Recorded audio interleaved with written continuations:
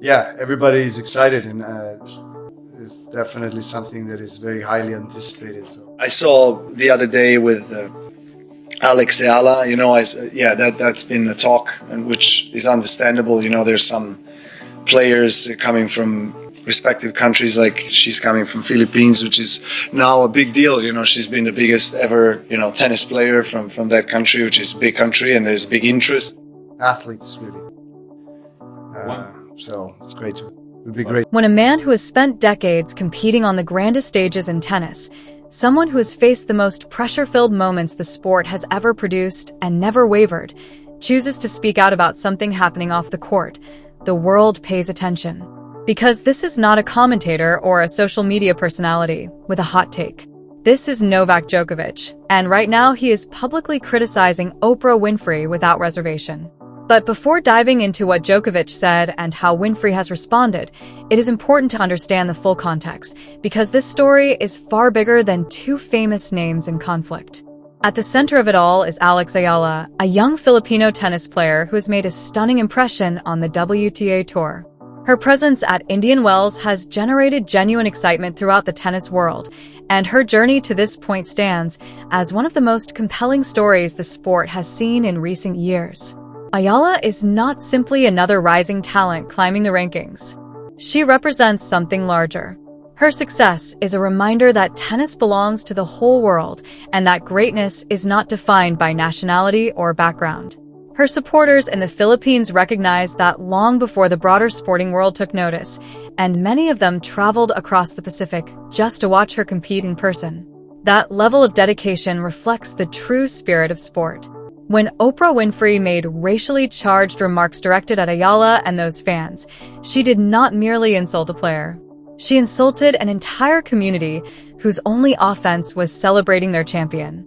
Paula Deen was used as sort of like a symbol, but I think lots of people use that word inappropriately all the time. That is when Djokovic stepped in.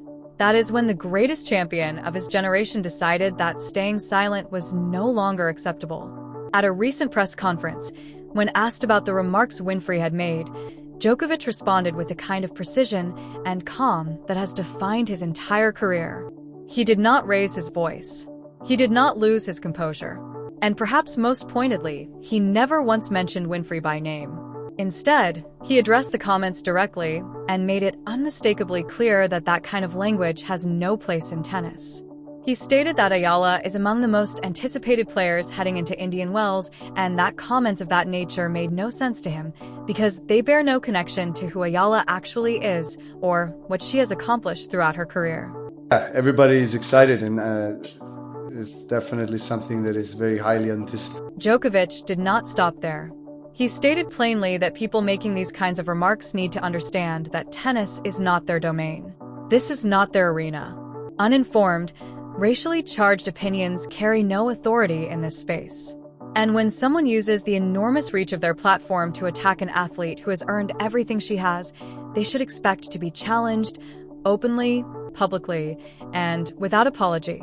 That is something the world has come to understand about Djokovic over decades of watching him compete at the highest level. He is not someone who softens uncomfortable truths when something genuinely wrong has occurred. He addresses it directly, says what needs to be said, and moves on. His choice not to mention Winfrey by name during that press conference may have been the sharpest statement of all. It communicated that in the context of this sport, in any serious conversation about Alex Ayala's place in tennis history, Winfrey's commentary simply does not merit acknowledgement. Now, how Winfrey has chosen to handle this situation is equally telling.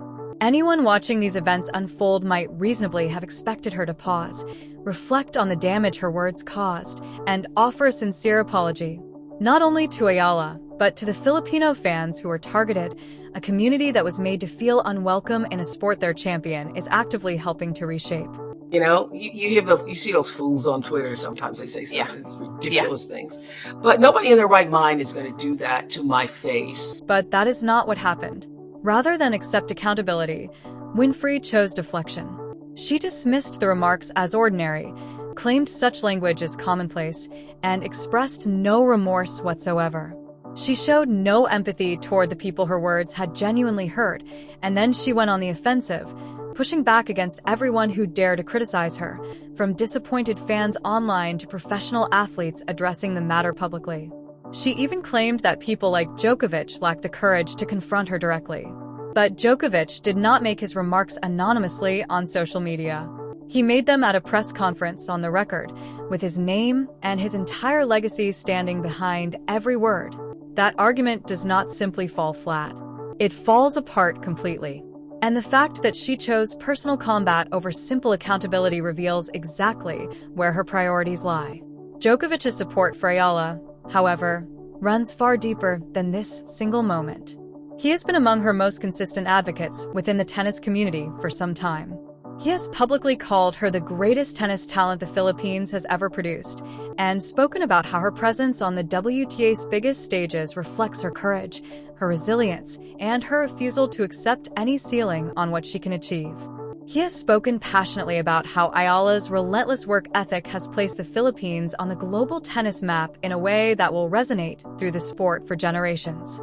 And he has been unambiguous that her pride in her Filipino heritage deserves celebration, not mockery from media personalities who have never competed a day in their lives. Djokovic is not standing alone either.